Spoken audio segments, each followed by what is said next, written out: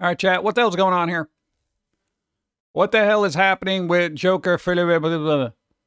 What is going on here? What's going to why is everybody unhappy with this?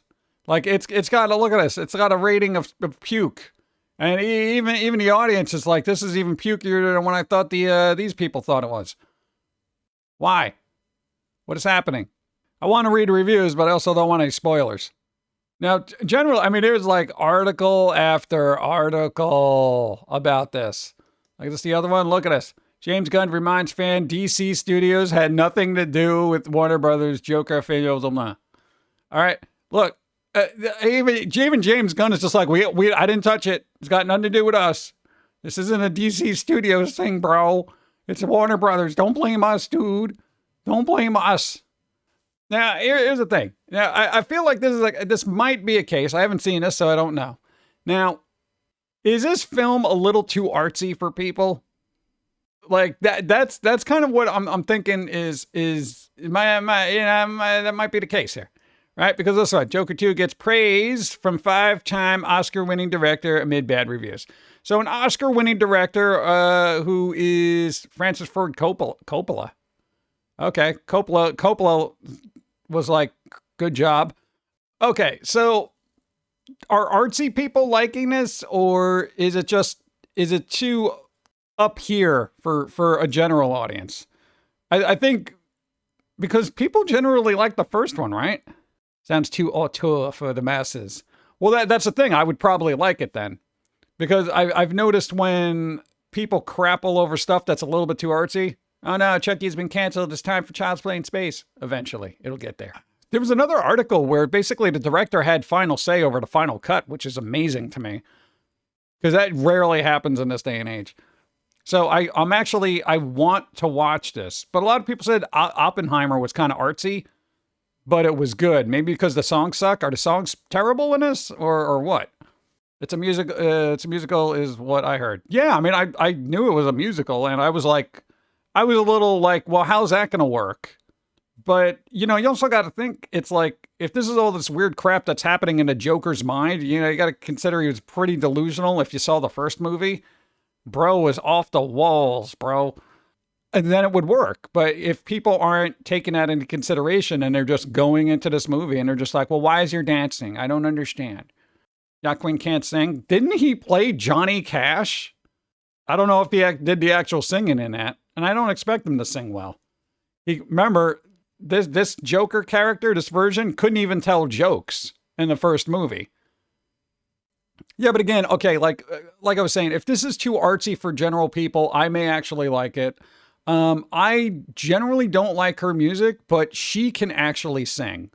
Because I've heard her sing without all the processing and effects and all that other garbage. She is an excellent vocalist. I don't like all the processing that covers up that talent. This guy, I don't know. I don't know what he does, but I know he's an excellent actor. So even if he can't sing worth the damn, I know he's going to do well with the character. But I'll give it a shot because he's a really good actor. He's an excellent actor. To be fair, critics have problems with first Joker movie when it released at the cinema. Yeah, and I'll be the first to say, I was super reticent with him playing the Joker, and some of the trailers that I saw, I'm like, what the hell is happening here? We didn't go to the theater to see it. We waited till it ended up, I think, in a local library or something. Yeah, we got a copy from them, and then we just watched it, and I'm like, this was actually pretty good. And as, for me, Mark Hamill's Joker is kind of like the apex of Jokerness.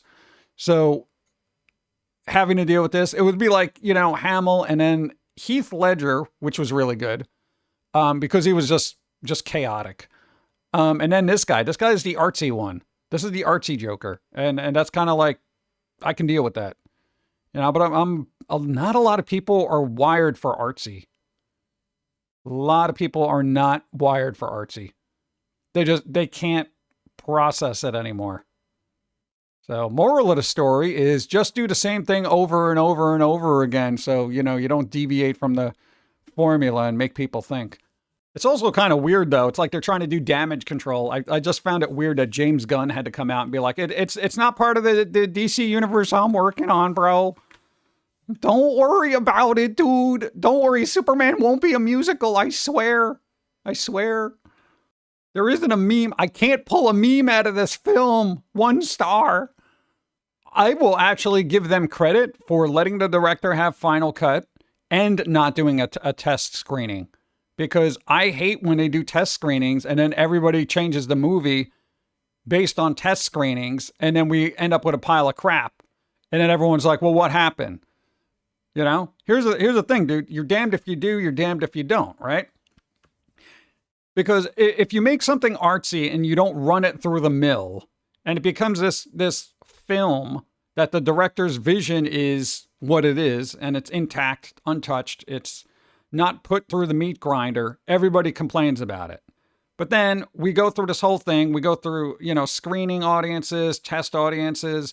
You have all these, editors. It's edited by committee. And then we end up with this film that comes out in theaters that nobody likes. And everyone's like, man, I wish the money people would just keep their hands off of films and stop making, decisions based on test audiences. Like, what the hell do you do? What the hell do you do? Audiences don't know what they want, honestly. They either like something or they don't. I don't think they generally think about it. I can't do nothing about that. But the thing is, right? For them to actually release a movie unfettered, at this point you can blame the director if you don't like the film. Be like, well, the director messed up. They took it in a place they didn't want it to go to. And that's fine. So what do you do then? Like, you can't win. If you're the studio, and granted, I'm not defending Warner Brothers in any capacity, but whether it's Warner Brothers or some other company, no matter what they do, somebody's going to have a complaint about. Oh, well, we let the person have, creative freedom to do what they want. The investors are going to get bent out of shape. Well, how could you do that? We need to make money. And then it's like, all right, we have this film. And then like all these money people get involved in it, and then they ruin it and don't make any money because their ideas are freaking stupid because they're not creative. And then it's like, well, how could you let this go? We didn't make any money. It's like, well, whose fault is it? Is it the audience's fault? I don't know.